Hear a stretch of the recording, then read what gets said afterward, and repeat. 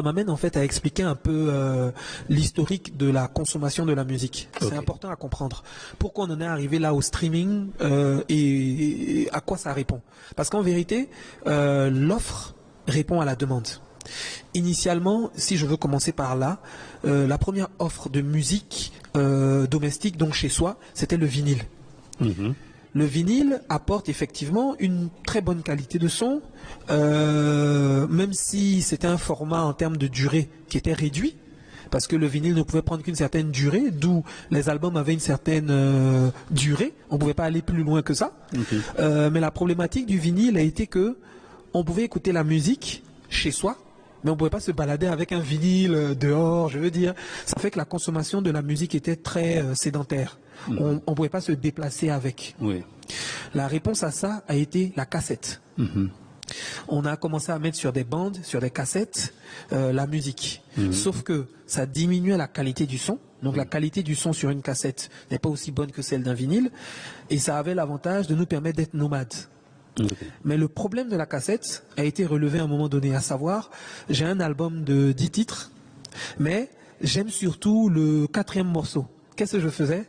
Pour ceux qui s'en souviennent, j'avais un stylo, je tournais la cassette comme ça. Autrement dit, il fallait que je revienne. C'est difficile de sélectionner le morceau que je veux. Donc, et aussi des fois, vous aviez la bande qui pouvait tourner. Donc, ça faisait qu'on est passé à un autre mode de consommation, qui a été le CD. Le CD nous permettait, lui, de choisir exactement le morceau qu'on voulait. Ça nous permettait toujours d'être nomade, de se balader avec la musique. Sauf que on a commencé à apprécier, par exemple, pas un album en entier, mais juste tel morceau et tel autre morceau de tel autre album et tel autre morceau de tel autre album. Autrement dit, on n'avait plus la volonté d'acheter un CD entier de 10 titres pour simplement 2 titres qu'on aimait bien. Donc ça nous a fait basculer à quoi? Au MP3.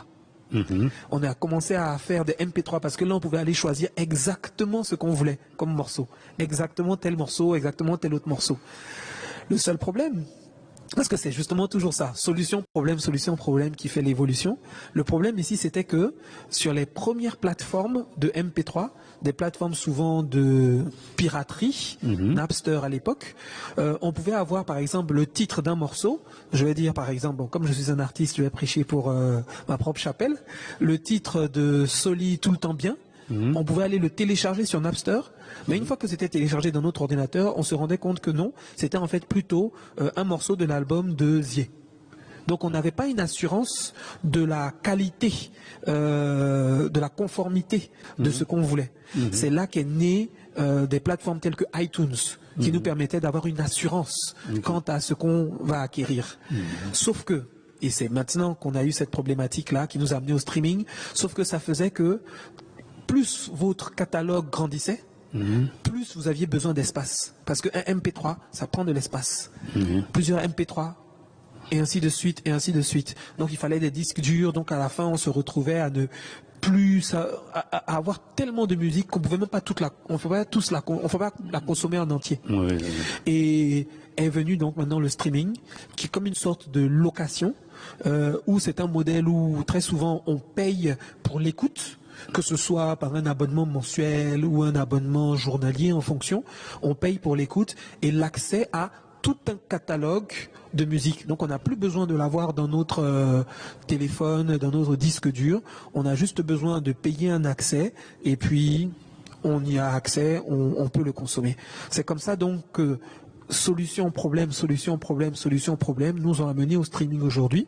Je ne sais pas ce que ce sera demain comme mode de consommation, mais il est certain que c'est difficile qu'on reparte en arrière. C'est pour ça qu'il faut que les artistes et les créateurs de contenu audio, parce que c'est pas juste pour les chanteurs, le streaming, c'est aussi pour les conteurs, c'est aussi pour ceux qui font des podcasts, c'est aussi pour ceux qui font des livres audio, il faut qu'ils aillent vers le streaming parce que c'est le mode de consommation adopté aujourd'hui.